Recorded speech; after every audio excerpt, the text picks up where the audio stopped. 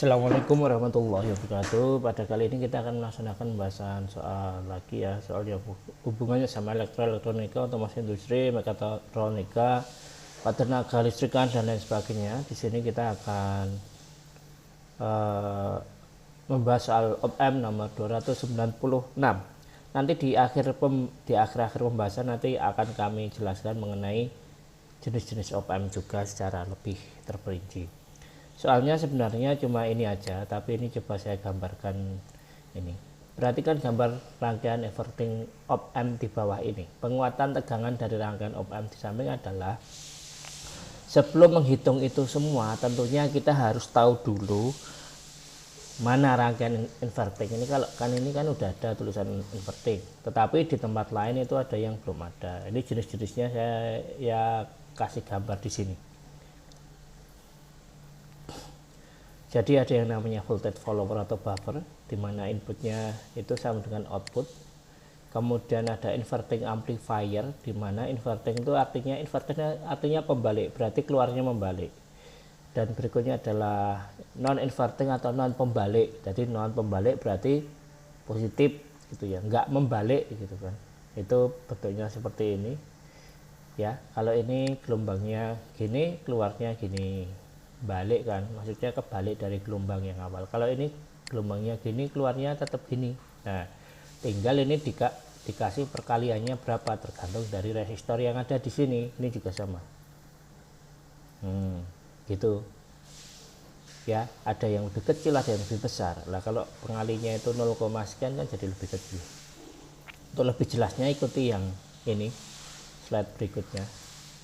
Nah, begini, agak gede ya.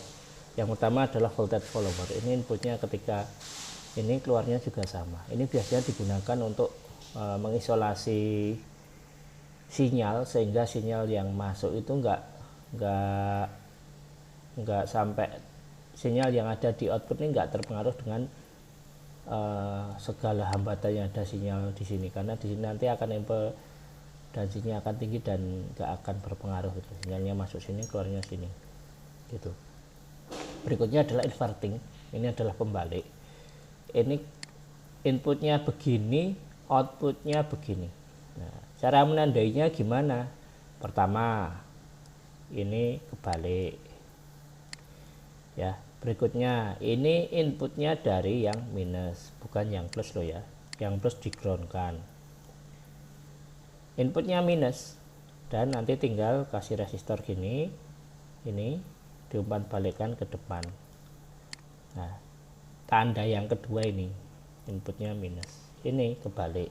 Kalau ini enggak ada ya inputnya minus. Yang ketiga, susunan resistornya gini, terus gini, enggak ada yang di ground. Yang di ground adalah yang positif.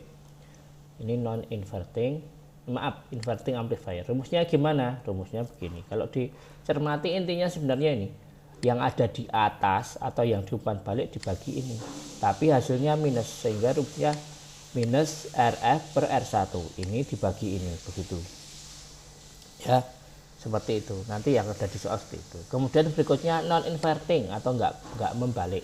Input yang pertama ditandai ini gini, outputnya juga tetap sefase gini, nah tapi besarnya beda-beda.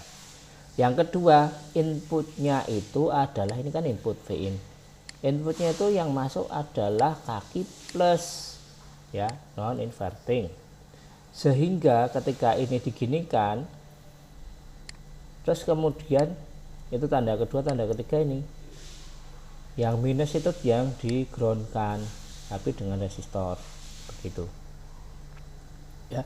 Ada 3 tanda, ini fasenya kebalik, fasenya sama, besarnya mungkin beda, mungkin sama juga.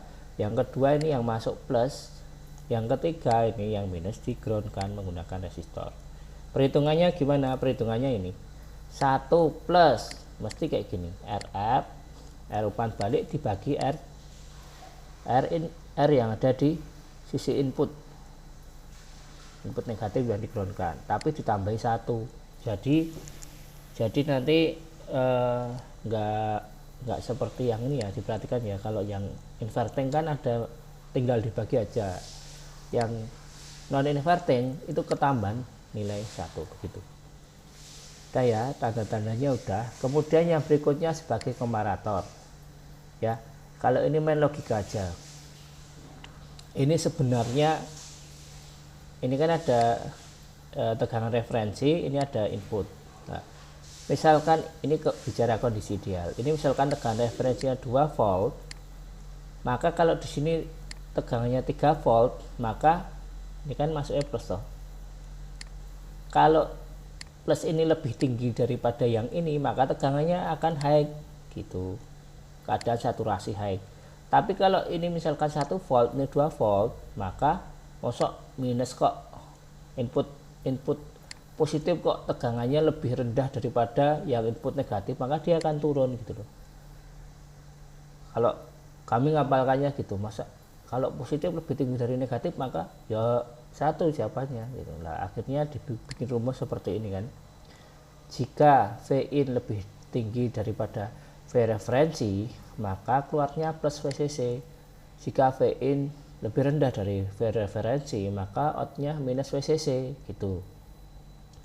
Ya kalau referensinya dipasang di negatif. Ada juga yang referensinya dipasang di sini, Vin-nya ke sini gitu loh. Ya, intinya kalau yang plus lebih tinggi daripada yang minus, maka keluarannya plus.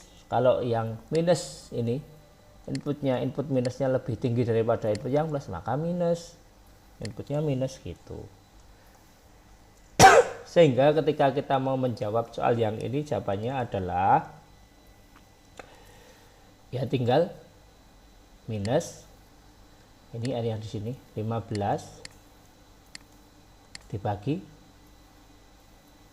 berapa, dibagi ini 1 belum, sama dengan minus 15 kali. Jawabannya adalah D. Mungkin itu aja yang bisa kami sampaikan, kurang lebihnya mohon maaf sampai melebar kemana-mana ya. Jawabannya adalah D. Dan ini kalau ada soal bisa dikirim ke sini atau ke sini, boleh like, boleh dislike, boleh subscribe, nggak subscribe pun nggak apa-apa, yang penting tetap belajar demi Indonesia maju dan bermanfaat. Selamat ujian, terima kasih.